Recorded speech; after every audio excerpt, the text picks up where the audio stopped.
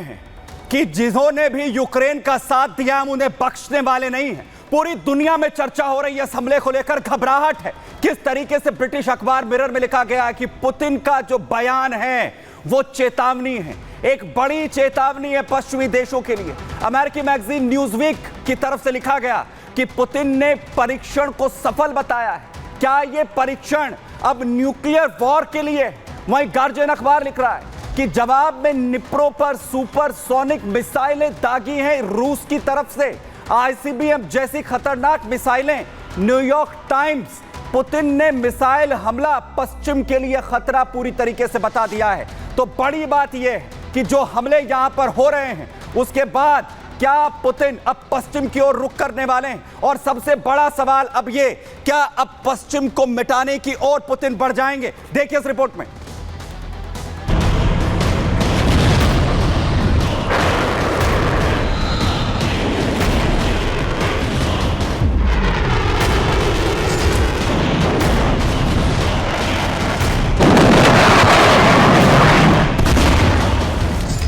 Biden की इजाजत के बाद यूक्रेन ने रूस पर पहले अमेरिकी हथियार से भयंकर हमला किया,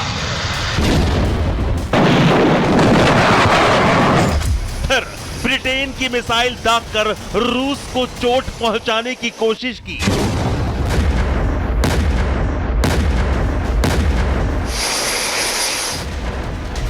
लेकिन बाइडेन के उकसावे में आकर जेलेंस्की की मिसाइल कार्रवाई का पुतिन ने ऐसा पलटवार किया कि यूक्रेन समेत यूरोप, नाटो, पश्चिमी देश रूस का ट्रेलर देखकर खौफ से भर गए।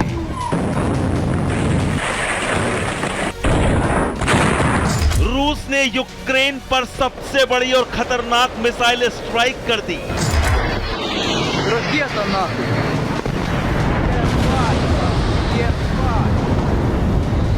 यूक्रेन को रूस ने अपनी इंटरकॉन्टिनेंटल बैलिस्टिक मिसाइल ऑरेशनिक से दहलाकर रख दिया।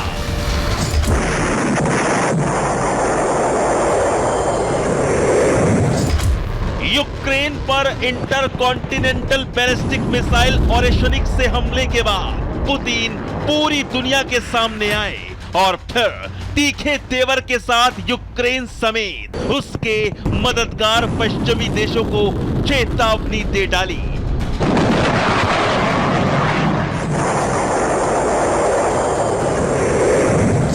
रूसी राष्ट्रपति पुतिन की इस दो टूक वार्निंग के बाद दुनिया के सामने कई सवाल खड़े हो गए। क्या पुतिन अमेरिका और ब्रिटेन के खिलाफ भीषण हमले कर सकते हैं? क्या पुतिन का यूक्रेन पर आईसीबीएम का पलटवार महायुद्ध की आहट है? क्या ये पुतिन का परमाणु प्रयोग है? और यूक्रेन के बाद पुतिन की जद में नाटो, पश्चिमी देश और यूरोप भी है।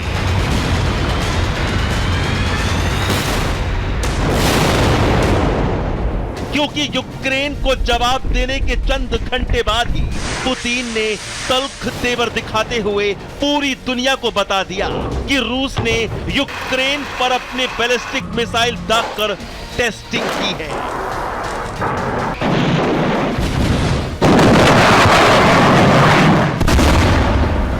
और पुतिन ने पश्चिमी देशों को इशारा भी कर दिया कि यूक्रेन के मददगारों पर हमला करेंगे।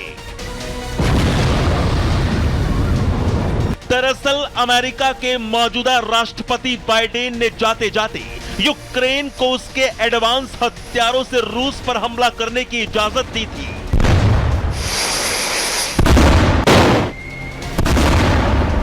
ब्रिटेन ने भी यूक्रेन की हौसला अफजाई की तो जेलेंस्की और भी फायर हो गए।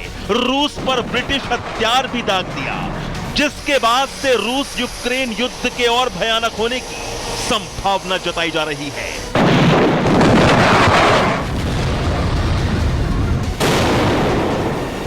33 महीने से चल रही जंग में रूस ने पहले कभी भी ऐसी मिसाइल का इस्तेमाल नहीं किया था, जिसके बाद कहा जा रहा है कि क्या दुनिया पुतिन का इंतकाम देखेगी? क्या अब छिड़ जाएगा परमाणु युद्ध? Bureau report, Republic Bharat. लेकिन बड़ी बात यह है कि पूरी दुनिया को पसीना आया हुआ है, पूरी दुनिया में घबराहट है और उसकी एक बड़ी वजह है कि जिस आईसीबीएम का, जिस मिसाइल का, जिस आर्सेनिक मिसाइल का इस्तेमाल किया गया है, वो मैं आपको बताता हूं आखिर कितनी खतरनाक है। देखिए, दरअसल पुतिन की ऑरेशनिक कितनी ताकतवर है, इसकी खासियत क्या है। दरअसल ये मीडियम रेंज की मिसाइल है जिसे दागा गया है यूक्रेन पर। रफ्तार की बात करूं तो 12,250 किलोमीटर प्रति घंटे की रफ्तार से यह उड़ान भर सकती है। 5,000 किलोमीटर तक अपने दुश्मन को टारगेट कर सकती है, उसे पूरी तरह से मिट्टी में मिला सकती है। वॉरहेड की बात करें तो 150 किलो टन, जी हां, 150 किलो टन का वॉरहेड लेकर यह अपने दुश्मन की ओर मूव कर सकती है, उस पर बड़ा हमला यहां पर कर सकती है। और इसीलिए जो पश्चिम देश हैं वो पूरी तरह से घबराए हुए हैं। और बड़ी बात ब्रिटेन में रूस के राजदूत की तरफ से कही गई कि पश्चिमी देशों, ब्रिटेन, अमेरिका ने इस युद्ध को एक्सलेट कर दिया है, भड़का दिया है, और अब ये देश ब्रिटेन समेत इस युद्ध में शामिल हैं, तो उन्हें भी अंजाम भुगतना होगा। जरा सुनिए। यूक्रेन की ओर से विदेशी मिसाइलों का इस्तेमाल परमाणु शक्तियों के बीच टकराव ला सकता है। मॉस्को की कई चेतावनियों के बावजूद अमेरिकी और ब्रिटिश सरकारों ने तनाव को बढ़ा दिया है। फ्रांस, ब्रिटेन और अमेरिका ने इन हमलों को करने का जानबूझकर फैसला लिया है, जो हालात को गंभीर रूप से बढ़ाता है। ब्रिटेन अब सीधे तौर पर इस युद्ध में शामिल है, क्योंकि ये लड़ाई नाटो ब्रिटिश कर्मचारियों के बिना भी नहीं हो सकती। और सिर्फ इतना ही नहीं, जो ताकत है और सैनिक की, वो आखिर क्यों ब्रिटेन समेत पश्चिमी देशों को इस वक्त पसीने दिला रही है, उसकी एक वजह भी है।